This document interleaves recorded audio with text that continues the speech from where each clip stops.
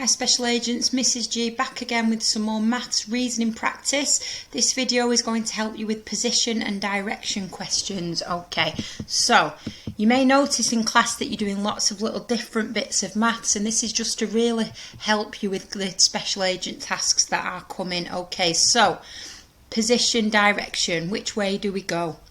Usually on a map or a grid in these type of jobs. Okay, so don't worry if you can't remember the difference between some of these. That's what Mrs G is here to help you with. So this arrow, which direction would you say that's going in? Have a little think. That's it, it's going left. Now if you hold your hand up, your left hand up, and put your thumb out, you will notice that that makes an L shape. That's how I remember that is my left hand. Okay, now what's the opposite of left? That's it, it is right. Well done. And up and down, I know you know those without my help. Well done. Okay, let's have a look at some questions. Number 1, look at this map. Desi starts at the black arrow. Top tip, always check where they want you to start. They like to try and trick you. Could be at the top, could be at the bottom, could be at the side. Double check. Desi's house is the second on the left, number 2 on the left. Put a tick on it. So I'm going to use my hand and work out where the left is and write a little L there to help me. And the second on the left means house number 2. That's house number 1. That's house number 2. Just put a lovely tick on that one. Well done. Number 2, look at this grid. Some squares are grey. Write which squares are grey. One is done for you. So these are called coordinates, letters and numbers. Now we go along the corridor. You do the letters first, then up the stairs. And they've done A5. Let's find out how they worked out that was A5. So A, 1, 2, 3, 4, 5. I will just do it in order now. So let's have a look at B. There is a grey square there. B what? B, that's it, B2. Well done. Give it a tick so you've remembered that you've done that one. What about C? C, 1, 2, 3, 4. C4, well done. Okay, oh, C4 is excited to see us. Tick it, okay. One box left and one grey square left. Brilliant, and it's in D. Do you know the coordinate for that one? That's it, D1. Fantastic, well done. Number 3, Alan slid his finger along the route from start, which look, I've circled it, it's at the top, to stop at the bottom. I've also written an L and an R in the left and right corners because I find that helps me.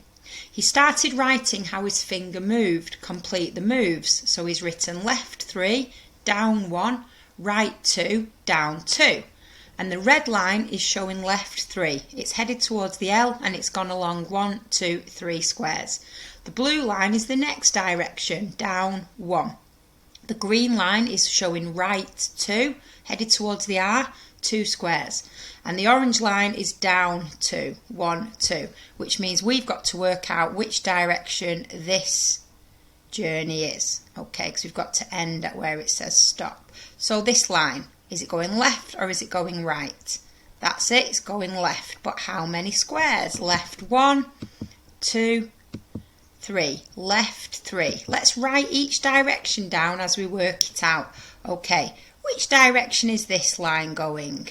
That's it, down. But down how many squares? Let's count them. 1, 2, 3, 4, 5. Down 5. Let's write that down. And the last one, which is a bit sneaky to see, is this going left or right? That's it, it's headed right, but right how many? Right 1, 2, 3, 4, 5. Right 5. Wonderful, well done. Okay. Oh, another grid, some more coordinates. Along the corridor, letters first, up the stairs. The tick is in square B5. Can you spot the tick? Let's see. B, 1, 2, 3, 4, 5. Draw a cross in square D2. D2. So let's find D. And let's go up 2 squares and put the cross there. D1, D2. Fantastic. Well done. Number 5, put your finger on start. Have you spotted where it says that? Move your finger up 1 square, then across 3 squares. Tick the animal your finger stops on. Have you noticed it doesn't say left or right, so you can choose the direction. So Mrs. G went up 1 square and left 1, 2, 3 squares, and I'm going to put a tick on the rabbit because that's where I landed. You could have also gone up 1 and right 3 and you would have got the mark. Number 6, look at the shape on the grid. Another grid, some more coordinates, letters, then numbers. Part of it is in square B5. B5, can you see? Write the other 2 squares it is in. So then we've got some of this shape in that spot on the grid. It's in B, but B what? B, 1, 2, 3, 4. B4. Let's write that in the box. Well done. And then we've got a little bit more of the shape on that position in the grid. What letter's that on now? That's it, C. But C what? Let's count up. C, 1, 2, 3, 4. Fantastic, well done. Here are 2 shape patterns. Draw a shape in each empty box to make the patterns correct. This looks really complicated. My advice is choose which row you're going to do first, whether you're going to go along or down. I'm going to choose to go along first, okay, and just work out 1 row of the pattern first. Don't panic. So this one goes circle, cross, cross, circle, cross, cross. What would be next? Circle, cross, cross, circle, cross, cross. That's it, circle. And then what? Circle, cross, cross, circle, cross, cross, circle, cross, cross, circle. Well done. Now let's look down, and I would start here to help me. Triangle, cross, triangle, cross. What would be the next shape? That's it, triangle. Let's start reading it from the top again just to help us. Triangle, cross, triangle, cross, triangle, cross. Another triangle. Well done, fantastic. Number 8, Sam is pointing at the triangle.